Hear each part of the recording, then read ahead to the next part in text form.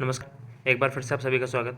JMS विद्यालय परिवार द्वारा संचालित ऑनलाइन कक्षाओं में आज का हमारा बिंदु व्याकरण शिक्षा से संबंधित होगा, जिसमें हम संधि के बारे में गुण संधि के बारे में विस्तारपूर्वक चर्चा करेंगे।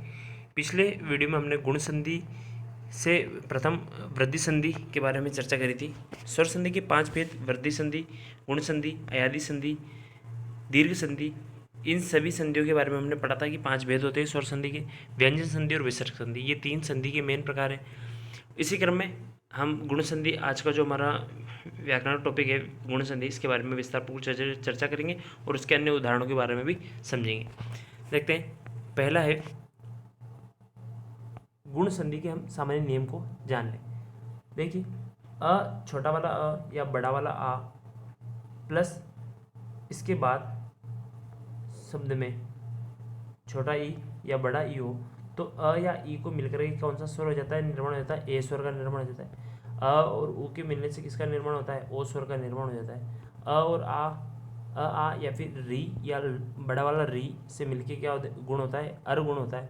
और अ या आ के बाद में री हो तो उसके मिलने से क्या बनता है, अल बनता है। क्या बनता है, अल।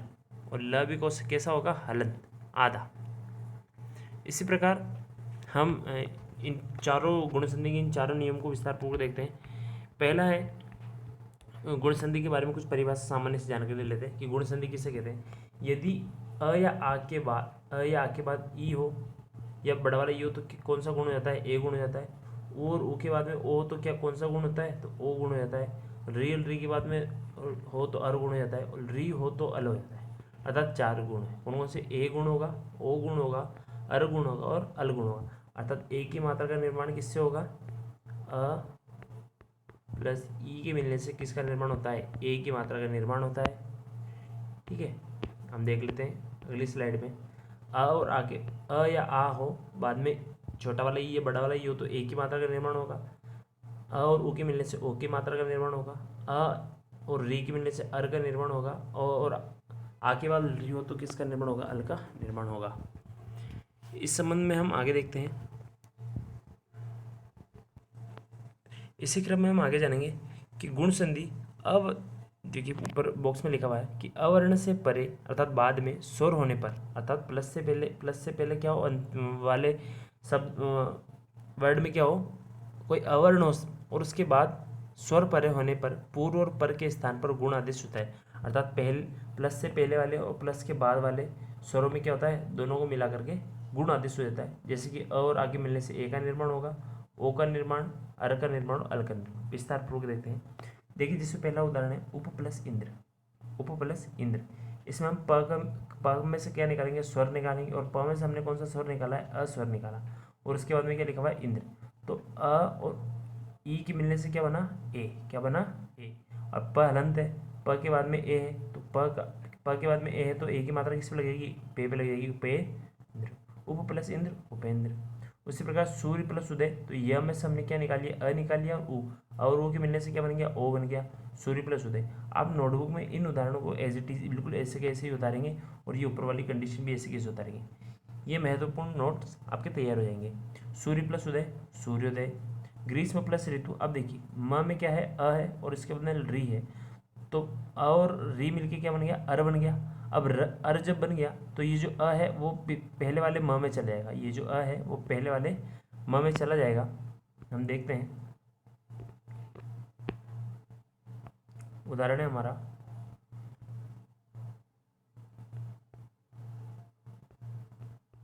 ग्रीष्म प्लस ऋतु। अब हमारी कंडीशन हो गई, ये म हलंत कर दिया हमने, ये म यहाँ हलंत नहीं है, यहाँ पूरा रखेंगे। जब अलग करेंगे तो इस म में से क्या निकाल देंगे, अ निकाल देंगे और ये री और ये तु। अब देखिए,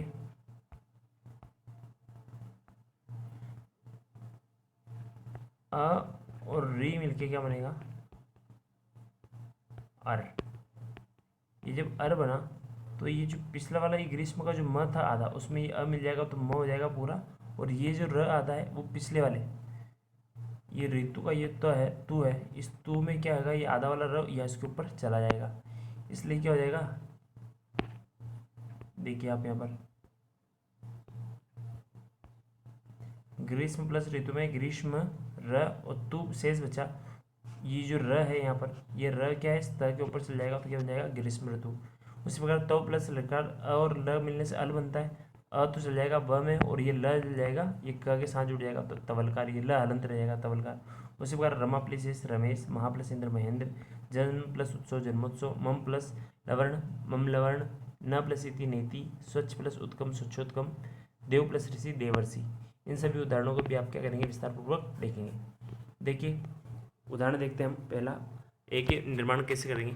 नर प्लस इंद्र है, यहाँ पर र में से क्या निकाल दिया हमने, अब यहाँ पर आप विस्तार पूर्वक समझते हैं। र में से क्या निकाल दिया हमने, अ निकाल दिया, और उसके बाद में इंद्र, अ और ई के मिलने से क्या बन गया, ए बन गया, तो हम मिला देंगे नरेंद्र।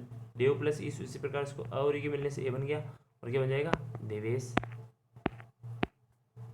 नर प्लस इंद्र नरेंद्र, देव प्लस ईश देवेश, महा प्लस इंद्र महेंद्र, महा प्लस ईश महेश। आप इन सभी उदाहरणों को लिख लिख करके समझेंगे। अगर किसी भी उदाहरण में कोई त्रुटि हो रही है या कुछ समझ नहीं आ रहा है तो मुझसे पूछेंगे।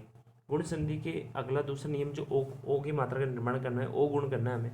देखेंगे हित प्लस उपदेश, तब में से क्या निकाल लेंगे, अ निकाल लेंगे, उसके बाद में क्या है उपदेश। तो उपदेश का जो ऊ रहा, अ और ओ के मिलने से क्या बन गया, ओ का निर्माण हो गया, इसलिए हम इसको मिलाएंगे तो हितोपदेश। महा प्लस उत्सव महोत्सव, जल प्लस उर्मी जलोर्मी, महा प्लस उर्मी महोर्मी। इन सभी उदाहरणों को भी आप लिख करके प्रयास करेंगे। देवर्षि, अब देखिए ये हमने अभी उदाहरण समझा था।